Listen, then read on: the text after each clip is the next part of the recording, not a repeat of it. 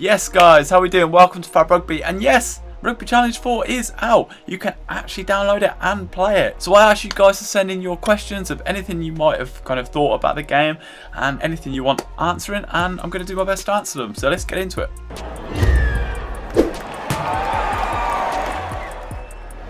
So then, first question, how much does the game cost? It costs you £52.99 for you to get the game. So where can you download the game? So you just need to go to your console stores, so whether it's PlayStation, Xbox or Nintendo stores, and you just grab the game. If you're unsure, go to the Rugby Challenge 4 website, you select what console you use, plus then the region, and that will send you to the correct website and you can download it or buy it and then download it to your console from there. Wait, I'm on PC, how can I play it? Unfortunately, you can't play it yet. It is not released on PC and it's not expected to be released for a couple of months yet until the full version is released. So you've just bought the game and now you start downloading it. Now this is where it got interesting for us last night on the live stream, is because it downloads in two parts. So the first part downloads, it took about half an hour to download. In this you can then play the game, but in a very limited mode. So it gives you 4 teams. So it gives you England, All Blacks, Springboks and Wallabies in a 15 aside, Eden part, 5 minutes each way. It kind of just gives you that just to kind of keep you occupied, but if you do play it, it means that the second part of the download takes a little bit longer, but that is working in the background. So when your first impressions might be a bit like the graphics are a bit choppy, but actually it's just because it's downloading the rest of the game in the background. So the game's just downloaded and you get to have a look at the menus. Now straight away I think the graphics look great. It looks a lot fresher, the approach looks a lot nicer. A little bit of the northern side of me notices that Elliot Daly and Owen Farrell are kicking with the wrong feet, but I don't want to pick up on that too much. So yeah, there's lots of different things in the menu. You've got your career mode, you've got be a pro mode, training, fan hub, there's quick match. Yeah, there's lots to get into in this game, but initial first impressions just off the graphics and that, it looks really smart. So a common question that's came in is what teams are licensed within the game. So internationally there's only 5. So there's England, the All Blacks, Springboks, Wallabies and Fiji. Okay, there's no Wales, there's no Ireland, there's no Scotland. Every other team, USA, etc., there's none of them. They are just custom kits and the players' names don't match up. So there is no Sexton, but there is a guy called Stringer who has all the same similar sort of settings to Sexton, and you can edit his name, and obviously you can kind of change the look slightly if you want to shape it. If the Northern in you is strong and you want to make it more kind of like the game that you think, but there's no French teams in it, so like French top 14 teams. There's Pro 14 is called Elite 14 I think. Then you do have Premiership, so you have all the Premiership teams. Now this is where it gets interesting because they do have Super Rugby, but they don't have the Waratahs, they don't have the Sunwolves, and they don't have the Jaguars or Jaguars, however you say it.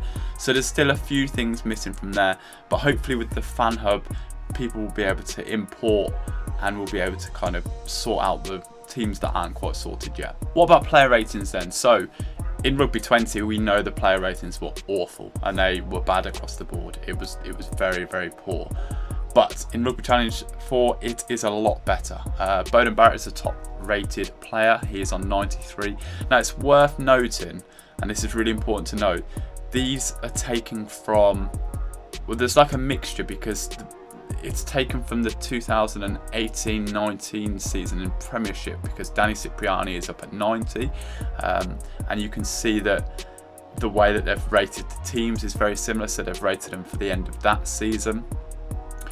The Blues, for example, haven't got Dan Carter, but they do have Joe Marchant, so it's quite interesting. It's obviously taken from the very start of this campaign. So there's a bit of a mixture, and hopefully we'll get an update with the game, because don't forget this is only early access, so hopefully we'll get an update with the latest teams and latest squad updates on the next update from the guys at Rugby Challenge 4. Moving on to gameplay in a second, but just final question is just on stadiums. What stadiums does it have? It has 34 stadiums.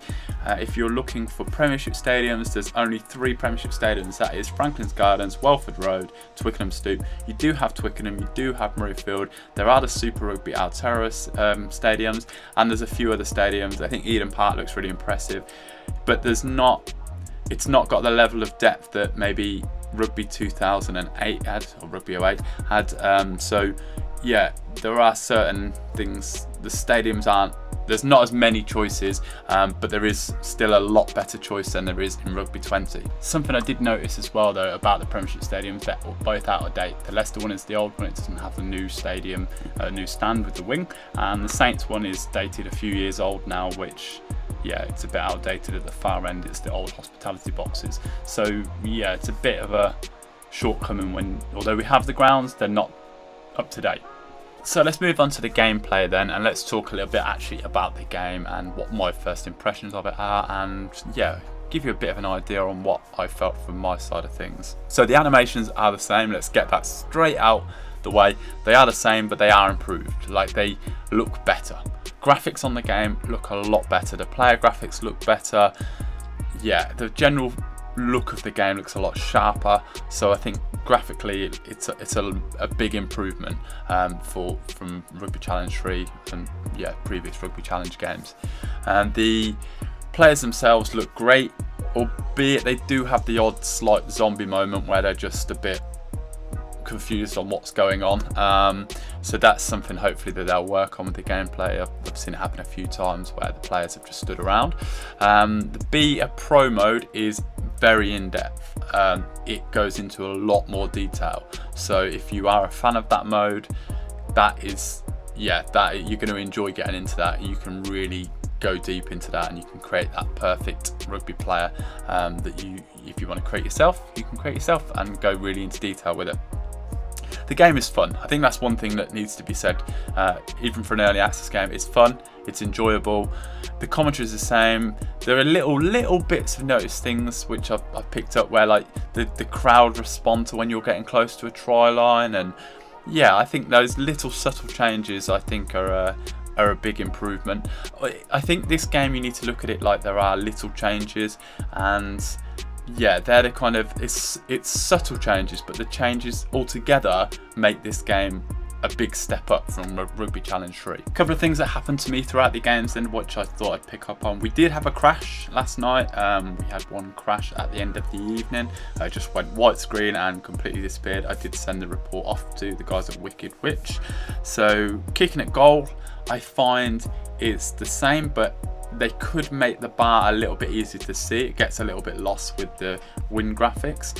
The faces of certain players are blacked out, so you can't actually see the player, but you can see their name, and even if that's a licensed player, so they haven't got the face scan for them.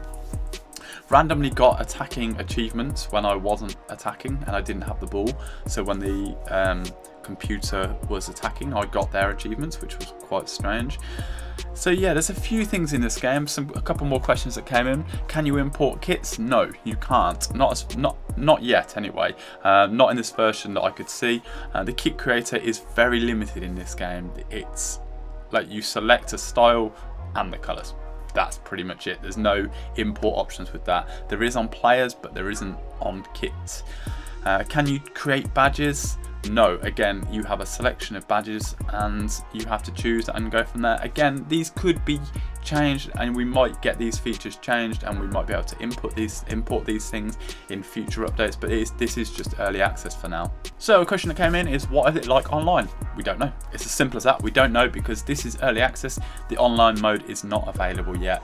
I imagine when that is released, it will be declared then a full game release. So yeah, we can't play it online, so we can't play against each other just yet. So the referee, yes, the referee. Now, it talked about quite a lot about what kind of kit that they wear. Now, I played as England in white and the referee was in white, so it was quite confusing to see on a screen. So it'd be nice if they had that as an update, that you could maybe change the referee's jersey, because otherwise it looks like we've got 16 men on the field, and I know that is very much a New Zealand way where they have the 16th man, but yeah, it'd be nice if we could have that adjustment to maybe make it so that the referee's kit isn't clashing with the England kit.